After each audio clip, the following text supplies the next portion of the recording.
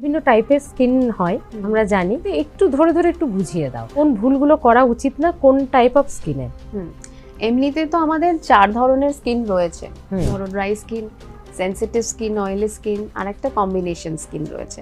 তো এই 4 ধরনের স্কিনের মধ্যে সবথেকে বেশি যেটা প্রবলেম হয় শীতকালে সেটা হচ্ছে ড্রাই স্কিনের।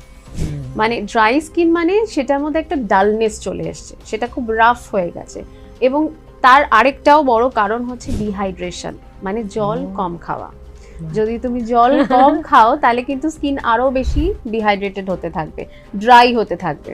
তো সর্বপ্রথম যেটা ড্রাই স্কিনের ক্ষেত্রে যে কেয়ারটা দরকার শীতকালে, প্রচুর জল খেতে হবে। শীতকালে এমনি আমাদের জল খাওয়ার প্রবণতা একটু কম থাকে, যে না বাবা ঠান্ডা ব্যাপার, অত জলের প্রয়োজনীয়তাও নেই, অত সোয়েটিংও হচ্ছে না, জল খাবো না।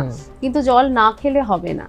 প্রথম খাবারই হচ্ছে হাইড্রেশন, স্কিনের যে তোমার জৌলসটা বজায় রাখে, যেটা ড্রাই স্কিনের ক্ষেত্রে একদম ডাল হয়ে যায়, সেটা জল হচ্ছে, জলই জীবন, আমরা জানি সেটা। তো জল আমাদের খেতে হবে প্রথম বিষয়। আর তার সাথে সাথে শীতকালে প্রচুর সবজি পাওয়া যায়, বিভিন্ন কালারফুল সবজি, আর তার সাথে ফল, এগুলো তো মাস্ট। এগুলোই স্কিনের খাবার, কারণ এগুলো থেকেই আমরা ভিটামিন, মিনারেল সবকিছু পাচ্ছি। এগুলো আমাদের স্কিনটাকে আরো ভালো রাখতে সাহায্য করবে।